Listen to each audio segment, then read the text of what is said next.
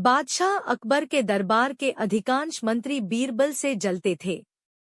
उन्हें बीरबल की अकबर से निकटता फूंटी आंख नहीं सुहाती थी।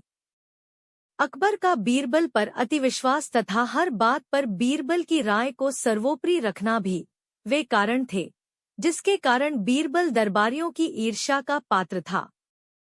दरबारी जानते थे कि बीरबल के रहते वे कभी बादशाह अकबर के प्रिय नहीं बन सकते।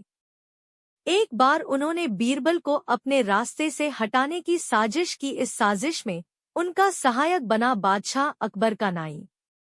नाई को बादशाह अकबर के बाल काटते समय उनसे वार्तालाप करने का अवसर मिल जाता है। एक दिन बाल काटते हुए वह अकबर से बोला, बादशाह सलामत।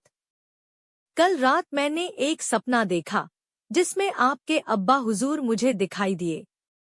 अपने पिता की बात सुनकर अकबर भावुक हो गए।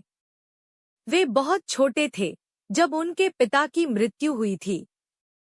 भावुक होकर उन्होंने नाई से पूछा, अच्छा, कैसे लग रहे थे अब्बा हुजूर? अपनी बात में अकबर को रुचि लेते देख नाई ने अपनी चाल चल दी। वो ठीक लग रहे थे हुजूर। उन्होंने मुझसे कहा कि वे स्वर्ग में हैं और बहुत आराम से हैं। बस एक चीज की कमी उन्हें खलती है। वह क्या? अकबर की उत्सुकता बढ़ने लगी। हुजूर, वहां उनका मनोरंजन करने वाला कोई नहीं है, इसलिए वे खुश नहीं रहते। स्वर्ग से जब भी वे बीरबल को आपको लतीफे सुनाते हुए देखते हैं तो सोचते हैं कि काश बीरबल उनके पास होता। उन्होंने आपके लिए पैगाम भिजवाया है कि बीरबल को उनके पास स्वर्ग भिजवा दिया जाए। बीरबल अकबर को अति प्रिय थे, लेकिन अपने पिता की इच्छा पूरी करने के लिए उन्होंने निर्णय लिया कि वे बीरबल को अपने पिता के पास स्वर्ग भेज देंगे। अगले दिन उन्होंने बीरबल को अपना फरमान सुना दिया। बीरबल अकबर का फरमान सुनकर हैरान रह गया। पूछने पर अकबर ने नाई के स्वप्न की बात बीरबल को बता दी। बीरबल को समझते तनिक भी देर न लगी कि ये दरबारियों की उसके खिलाफ साजिश है और इस साजिश में नाई भी उनके साथ है। लेकिन अकबर के आदेश की अवहेलना करने का साहस उसमें नहीं था। वह स्वर्ग जाने को तैयार हो गया, लेकिन उसके पहले अपने परिवार के साथ समय व्यतीत करने के लिए उसने कुछ दिन का समय मांग लिया। घर पहुंचकर उसने सारी बात अपनी पत्नी को बताई, जिसे सुनकर वह चिंतित हो गई। लेकिन बीरबल इस विपत्ति से निकलने की एक योजना बना चुका था। योजनानुसार अपनी पत्नी के साथ मिलकर उसने अपने घर के आंगन में एक कब्र खोद ली। साथ ही उस कब्र के भीतर से अपने शयन कक्ष को जाती एक सुरंग भी निकाल ली। कुछ दिनों तक घर पर रहने के बाद बीरबल अकबर से मिला और बोला, जहां पनाह, अब मैं आपके पिता के पास स्वर्ग जाने को तैयार हूँ, किंतु आपसे मेरा निवेदन है कि मेरे परिवार की परंपरा अनुसार मुझे मेरे घर के आंगन में ही जिंदा दफना दिया जाए। अकबर बीरबल की बात मान गए और उसे उसके घर के आंगन में बनी कब्र में जिंदा दफन करवा दिया।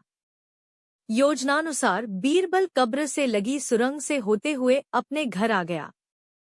उसके बाद 2 महीने तक वह घर पर ही छुप कर रहा। 2 महीने बाद वो अकबर के दरबार में पहुंचा।